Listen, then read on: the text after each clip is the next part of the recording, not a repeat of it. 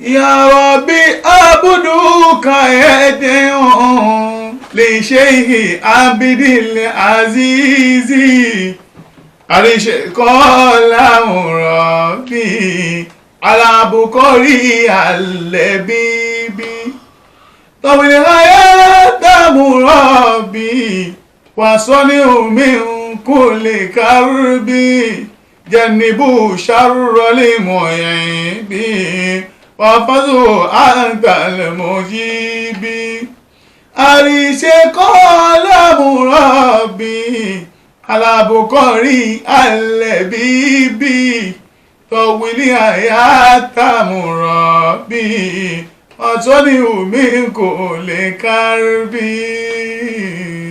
أعوذ بالله من الشيطان الرجيم. بسم الله الرحمن الرحيم. الحمد لله رب العالمين الرحمن الرحيم مالك يوم الدين والصلاة والسلام على رسول الله وعلى آله وصحبه أجمعين. Jàmáà wa nígun mẹ́rin ayé ibikíbi tẹ́ bá wà tẹ́ ń gbọ́ wa ẹ̀já gbé Ọlọ́run lọ́pẹ́ lónìí. Alhamdulillah. Ọba tó ní ká tún máa bẹ nínú ayé ká tún ọ̀sọ́ tẹ́yìn náà tẹ́tún ráyè máa gbọ́ wa lónìí kí ṣe agbára wa kọ́ o. Alhamdulillah. Agbára Ọlọ́run ni láti gbà táwọn ti bẹ̀rẹ̀ ọ̀pọ̀lọpọ̀ ẹ̀mí láti gbé lọ sí pásálẹ̀ ẹlẹ̀ táwa náà tá bá ṣẹ́kù lónìí kì í ṣe mímọ̀ ṣe wa Ọlọ́run náà òun la fún lọ́pẹ́ òun la fún lẹ́yìn àlékún ìkẹ́ẹ̀gẹ́ Ọlọ́run kọ́ mọ bá nìnábì àti gbogbo àwọn alẹ́ àti gbogbo àwọn sàhábà rẹ̀ yẹn bàbá àwọn ọlọ́lá àwọn aláàjì Ismail Ìdòwú mọ́sàbá akẹ́ mọ́sàbá gẹ̀ wọ́n bàbá àjùkọ̀ alájà gàmí àti Hussein àti gbogbo mọ̀kúmọ̀jì nígun mẹ́rin ayé Ọlọ́run bá wa gba bọ́ wọn bàbá alájà Abdulmukid màmá alájà adéyàtò kú àti gbogbo adé ohun yẹn nígun mẹ́rin ayé mọ́sàbá akẹ́ mọ́sàbá gẹ̀ wọ́n gbogbo òkú tiwa náà mọ́sàbá akẹ́ mọ́sàbá gẹ̀ wọ́n. Jàmáà wa inú oṣù Al-Qur'ani la wà yìí gẹ́gẹ́ bí àlàyé tá ń bá lọ fún wa nípa ọ̀rọ̀ Ọlọ́run sọ́wọ́ Ànábì nípa a'udhu billahi minash shaitanir rajim bismillahir rahmanir rahim. A'udhu billahi minash shaitanir rajim. Mashallah, mashallah. Bismillahir rahmanir rahim.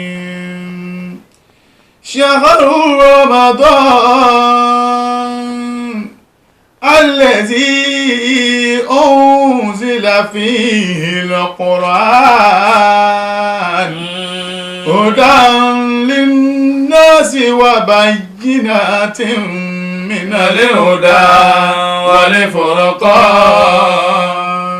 Oṣù Al-Qur'ani la wà yìí oṣù náà lọ́lọ́run sọ Al-Qur'ani kalẹ̀ fún anábìá Muhammadu sallallahu alayhi wa sallam. ló máa jẹ́ ìmọ̀nà ló máa jẹ́ ìkẹ́ ló máa jẹ́ àánú fún gbogbo àwa tá a bá gbàgbọ́ tá a bá tẹ̀lé àwa náà á ta abẹ̀ á ṣoríire àwọn ọmọ ó ṣoríire àwọn aya ó ṣoríire àwọn mọ̀lẹ́bí ó ṣoríire. Al-Qur'ani òun ni ọ̀nà àmọ̀ tó dáa tó yáyì tí àwẹ̀ bá bá a báyìí àwọn ẹlòmíì wọn a máa sáré wọ́n fẹ́ ká Al-Qur'ani mẹ́wàá kóṣù tó parí wọ́n fẹ́ ká Al-Qur'ani méje mẹ́jọ kóṣù tó parí là kì í ṣe bẹ́ẹ̀. ẹlòmíì kò wá máa Al-Qur'ani ẹlòmíì wọ́n ń ké Al-Qur'ani níbi tí kò yẹ kó ké ẹlòmíì ń dún Al-Qur'ani tó bá ń bẹ níbi àwòrán a máa ká Al-Qur'ani tí bá ń lọ́nu mọ́tò a máa ká Al-Qur'ani gbogbo ẹnikẹ́ni tí ó bá ká Al-Qur'ani láyé ó gbọ́dọ̀ wáyé tó mọ́ tó dáa níbi tó pa lọ́lọ́ nítorí pé fastami'u wa'ansitu la'allakum turhamun. Gbogbo ẹnikẹ́ni tí ó bá ká Al-Qur'ani láyé ó yẹ kó pa lọ́lọ́ fọ́lọ́hun. Gbogbo ẹnikẹ́ni tí bá wá ń gbẹnú àwẹ̀ báyìí tí bá wá ń gbààwẹ̀ fọ́lọ́hun tóun náà tí wàá máa Al-Qur'ani ń kọ́ èyí ló fà Ànábì wa Mùsá gẹ́gẹ́ bí àlàyé tá ń bá lọ fún àwọn tafsiri wa tá a ṣe kọjá wa lọ.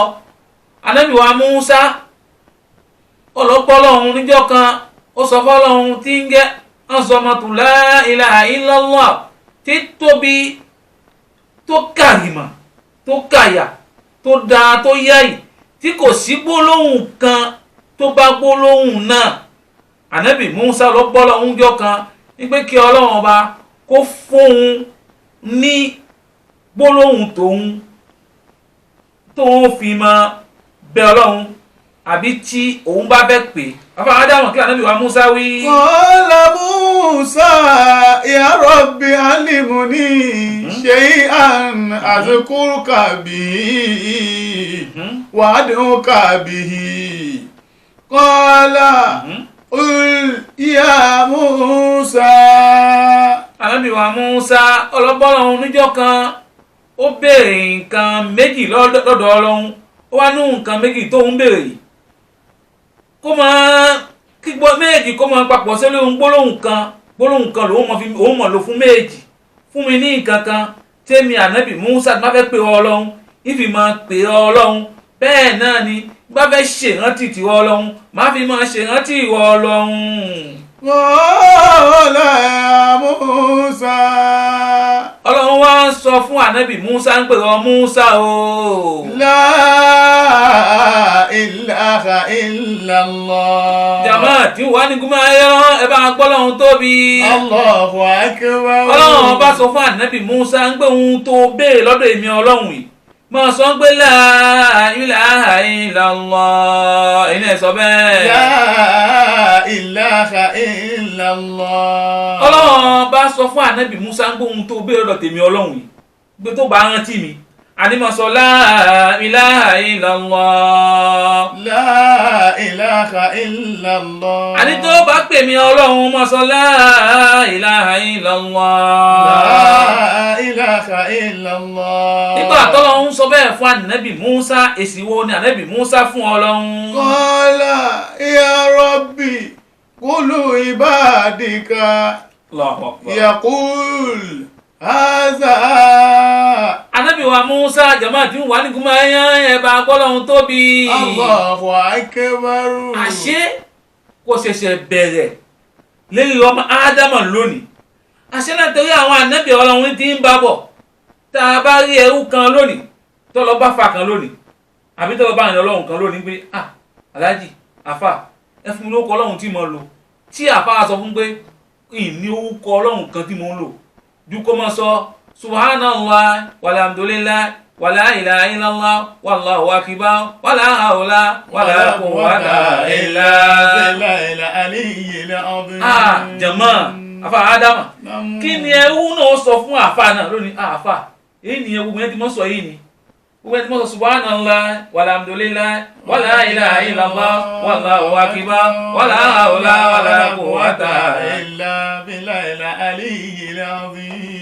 Ànábì wa Musa wọn sọ fún wọn pé gbólóhùn tó ní kí n máa rí báyìí gbogbo ayé náà ti ń sọ la ilaha illallah wá gbólóhùn mi ìfẹ́mi ànábì Musa. ibadika yaqulu hadha qala qul la ilaha illallah. àníwọ̀ ẹrú mi Musa àní tó bá pè mí àbí tó bá rántí èmi Ọlọ́run àní máa sọ la ilaha illallah. La ilaha illallah. nìṣó. innama uridu shay'an takhusuni bi qala. ànábì Musa wọn ni pé innama uridu shay'an takhusuni bi ànábì Musa àní mò ń wá gbólóhùn kan tó dúdú la ilaha illallah tí ó máa jẹ́ secret láàrin èmi ànábì Musa sí ọba tó dá mi. ẹgbọ́n ohun tọ́lọ́hún sọ fún ànábì Musa.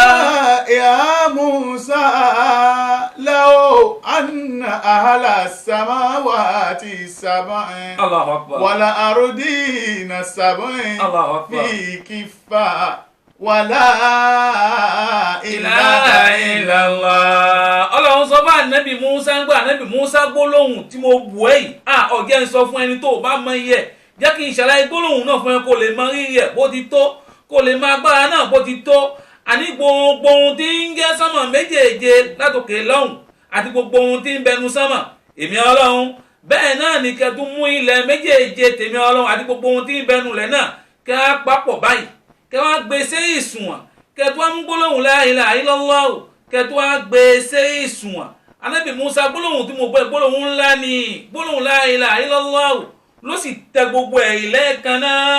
wala ilaha illallah fi kiffa mọ́làtún bí la ilaha illallah. àní gbólóhùn gbólóhùn tèmi ọlọ́run tí kò tó bá a kan àyàfi èmi ọlọ́run tó ju gbólóhùn ní lọ tẹ́ ẹ bá gbé sẹ́yìn ìsùnwọ̀n kẹ́ gbé sánmà méjèèje kẹ́ gbé sẹ́yìn ìsùnwọ̀n àti gbogbo ohun tí ń bẹ nínú sánmà àbí ilẹ̀ méjèèje kẹ́ gbé sẹ́yìn ìsùnwọ̀n àti gbogbo ohun tí ń bẹ nínú ilẹ̀ méjèèje kẹ́ wá gbé gbólóhùn la ilaha illallah kẹ́ sì gbé sẹ́yìn ìsùnwọ̀n la ilaha illallah ló tẹ gbogbo ẹ̀rì. jàmáà mùsùlùmí tí wà ní gun mẹ́rin ayáyá ìwọ náà tó màlúkọ́ nínú oṣù yìí máa pọn la ilaha illallah àbí tó o bá mọ̀ mo sọ pé subhana rabbil izzati alhamdulillahi la ilaha illallah astaghfirullah. subhana rabbil izzati ó máa ṣe tasbih ó máa ṣe tahmid ó máa ṣe tahlil ó máa ṣe takbir wọ́n ní kí ó pa nǹkan mẹ́rin pọ̀ nínú mi tó o bá lè ṣe la ilaha illallah tó bá jí lóhùn oṣù yìí tó o bá mọ̀ nǹkan kan wí lóhùn tá a wà yìí má ṣe tahlil kó má ṣe tasbih kó má ṣe tahmid kó má ṣe takbir kó má pọ́lọ́wọ́n bá kó má ṣe mímọ́ fọ́lọ́wọ́n kó má dúpẹ́ fọ́lọ́wọ́n bá tó bá mú gbólóhùn bẹ́ẹ̀ gbólóhùn tí mo pè gbogbo ohun tí ń jẹ́ àwọn láàrin bá mi wẹ́dàmù ọlọ́run sì wẹ́dàmù láàrin ẹlẹ́ẹ̀kan náà gbogbo gbólóhùn tí mo pè gbogbo ohun tí ń jẹ́ gbèsè lọ́wọ́ mi bá mi kókó ọlọ́run sì bẹ́ẹ̀ kókó gbogbo ohun tí ń jẹ́ wàhálà ń gbèsè ayé mi